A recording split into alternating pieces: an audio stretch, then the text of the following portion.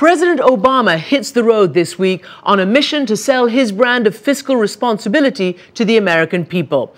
This just days after House Republicans approved their dramatic plan to tackle the debt crisis. At issue, a national debt that has ballooned to more than $14 trillion. The United States is now borrowing $2 million a minute. As for the plans, President Obama wants to end the Bush tax breaks for the wealthiest Americans, and he's calling for spending cuts, including at the Pentagon, and cost-cutting reforms to Medicare and Medicaid. Republicans are demanding steep spending cuts, no tax hikes, and a massive restructuring of Medicare and Medicaid that would fundamentally transform two pillars of the American safety net. The plans are worlds apart, and the clock is ticking. In a month, the United States will reach its borrowing limit. In order to borrow more money to meet obligations, Congress must vote to raise the debt ceiling, and getting Republicans on board may not be that easy. I spoke with Treasury Secretary Tim Geithner about the showdown and the stakes. Secretary Geithner, thank you for joining us. Nice to see you. The debt ceiling is going to be the next big battle. It is the next big battle. Can you really spell out in plain English for our viewers what is the impact if it's not raised for the United States and for the average American? Well, I want to make it perfectly clear that Congress will raise the debt ceiling. You're sure about that? Absolutely. And they recognize it. And they told the President that on Wednesday in the White House. I sat there with them and they said, we recognize we have to do this and we're not going to play around with it because we know that the risk would be catastrophic. And it's not something you can take too close to the edge. So what they say in private is not quite what they say in public? Well, they've said in public, too, that they recognize that America has to meet its obligations. Again, this is just about the basic trust and confidence in the United States. It's about the basic recognition that we made commitments. We have to meet our commitments. There's no alternative, and they recognize that. What if it wasn't raised? What is the doomsday scenario? I'll be very direct about it, and people understand this. Again, anybody running a business or understands this. What will happen is that we'd have to stop making payments to our seniors, Medicare, Medicaid, Social Security. We have to stop paying veterans benefits.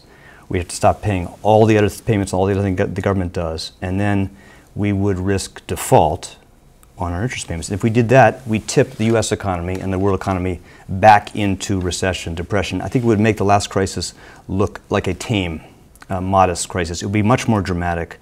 The cost of borrowing would go up for everybody, and it would have a permanent, devastating damage on our creditworthiness as a country. And that's why there is no responsible person that would take any risk that we allow the world to start to fear that the U.S. would court that tragedy. Again, if you take it too close to the edge, then people start to wonder, really, what are we doing? What are they thinking? You seem to be confident. You're saying that they will vote to raise the debt ceiling. On the other hand, you're also leading quite a concerted campaign with Wall Street, with big bankers, to try to persuade the Republicans, those who may be doubting this, that they have to do this. So you're not sure. We're not leading that because the business community wants to make sure that people up there understand. Remember, there's a lot of new people up there, and this is a hard vote for people. And there's been a little bit of a tradition that people play politics with this. So the business community is doing what you'd expect to make sure people up there don't miscalculate. And again, the people who would take this to the edge, to the brink, they'll own responsibility for calling into question our creditworthiness, and that would not be a responsible thing to do. I'll tell you what's the hard thing to do. The hard thing is not to raise the debt limit, because Congress will always do that, and they recognize that. The hard thing is to try to take advantage of this moment and get Republicans and Democrats to come together and lock in some reforms that will reduce our long-term deficits. That's really important to do, because the world is watching now, and they want to know that Washington takes these things seriously and is willing to get ahead of this problem. You see the Republican leadership say, and you see the President of the United States say, you've seen a bipartisan fiscal commission say, that we need to try to lock in reforms that will bring about $4 trillion in deficit reduction over 10 to 12 years.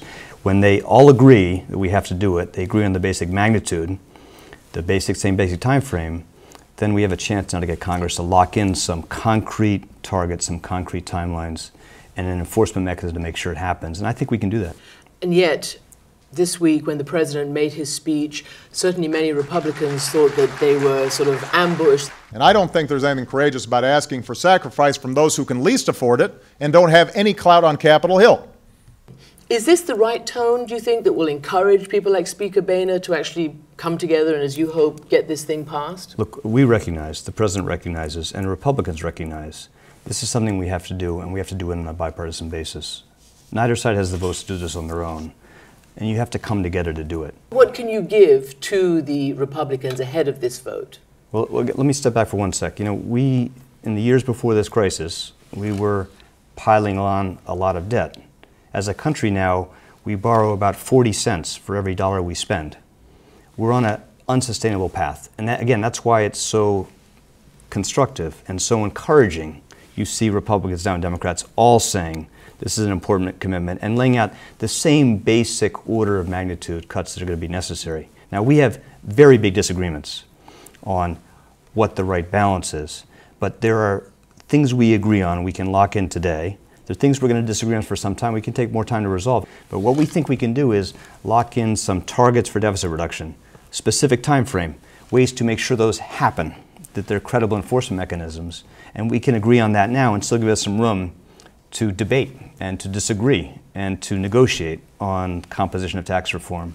Now that we're talking about budget cuts, and that's the whole conversation in Washington, is that going to damage the recovery? No, I think we can do this, and that's a very good point. I'm glad you raised it. One of the reasons why you want to do this in a way that's balanced and has a medium-term plan, you know, it locks in changes over several years, is because you need to do this gradually so that you protect the recovery. And I think we can do that. But we can make these changes if we do it carefully without, I think, hurting the economy, without adding to the burden of the middle class, and without gutting or eroding investments in things we need to make sure we grow in the future. So the president also in his speech talked about revenue-raising taxes, taxes on the wealthy. Well, I think it's important for people to recognize that we cannot afford to extend these tax cuts for the wealthiest 2% of Americans. We can't afford it, and we have to do tax reform. So Speaker Boehner says that's a non-starter. But there's no surprise that, you know, they believe that.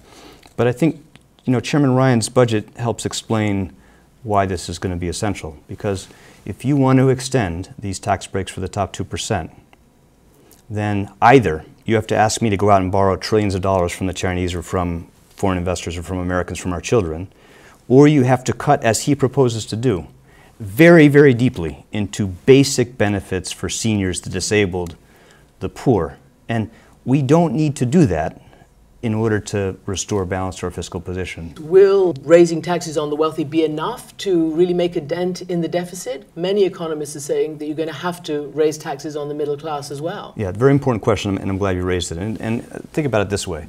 It's true we have to bring these deficits down, but if you do it in a balanced way that includes spending savings, reforms to health care, and tax reform, then you can do it in a way that has acceptable costs for the economy, preserves our capacity to invest, and doesn't add to the burden of the middle class. And the reason why that's true is because we have a huge amount of spending in the tax code, special tax breaks that go disproportionately to the most fortunate Americans. So it is possible to do this. The President believes we can do this. I believe we can do this without adding to the burden on the middle class. Where would be the specific reforms be? The president talked about closing certain loopholes and certain deductions for people. Where would the specifics be? The two basic foundations of this we think to be responsible are, again, to let the tax cuts, temporary tax cuts put in place under President Bush for the top 2%, let them expire. And the second is to reform the tax code by eliminating some of these special expenditures, special tax breaks, again, that go disproportionately to the wealthy Americans. Which ones? Remember, only 30% of Americans itemize. And those benefits, even like the mortgage interest deduction that lets people have two homes, pretty expensive homes, those are things, again, if you target them on the most fortunate Americans, they can afford to take a little bit larger share of the burden. They can afford to do that. The IMF, and there's the meeting this weekend, has basically said that the United States is not doing enough right now to attack its deficit problem, and that drastic measures should be taken. Are you going to take any more drastic measures? I mean, they're complaining. I think we all agree, and again, it's important for people to recognize, Americans to recognize, that the world is watching us. They want to see, is America up to this? Of course we're up to this. We can handle this challenge, but it does require that we act. We can't just keep putting this off. We can't get behind this risk, because then if we do, then the world will lose confidence in us, and you'll see growth weaker, and Americans will pay more to have to borrow, and more of our savings will have to go to foreign countries. So we have to do this. And yet, your very close ally Britain is in a year or more of its austerity program, and the results don't look great. Retail sales are plunging, income looks like it's going down. I mean, that can't give you a lot of confidence, can it, on this austerity program? We're in fundamentally different positions, the UK and the United States. Their challenges are much greater challenges. They had a much larger hole to dig out, a much larger financial system they had to reform, and they have a much harder road ahead of them. We're in a fundamentally stronger position, and although we have to move too to reduce our deficits, I'm very confident if we do it in a balanced way, that you can do this without putting at risk this expansion. You have to do it gradually. And again, this is why you want to do it over a multi-year period of time. A lot of news this week, a lot of disappointment among many people that many of those big bankers and financial institutions responsible for the financial crisis have still not been prosecuted, punished. I mean, how does that bring confidence to the American people? Well, let me just say I agree that you saw really a huge loss of confidence in the average American in our financial system and how it works, whether it protects them from abuse, whether it's a fair system with the kind of integrity you need. And financial systems require trust and confidence. And you saw in this crisis just terrible mistakes, devastating loss of confidence. Do you think that some of these people should have been at least prosecuted, punished? You know, that's really a question for my colleagues in the enforcement job. I know it is. I know it's not your job, but in terms of trying to build confidence in the American people. I'll tell you what I think. I think two things are very important. One is we have to have a more stable system. We have to have a system that provides better protection for consumers and investors, and that's what we're building. That's what Congress passed, and that's really my job to make sure that happens. But that is not enough. You also have to have confidence in the American people that our enforcement authorities will hold people accountable, make sure they abide by those rules. And you need both those two things, and we're starting to rebuild that, and I'm very confident that we're going to do a better job and be ahead of the rest of the world in doing that. So you've had a pretty rough couple of years. It's been a pretty thankless job in trying to get out of this recession, in a fragile recovery now. Secretaries Clinton and Gates have said they won't be around for a second term. Will you? I got a lot on my plate still, and we got a lot of challenges ahead. And I want to tell you, this is hard, but I believe in this work and I enjoy these challenges. So you'll stay? Well, again, I'm gonna keep at trying to fix what's broken here, make sure we're helping get the economy growing and help deal with these long-term challenges. Secretary Geithner, thank you very much indeed. Nice to see you. Thank you.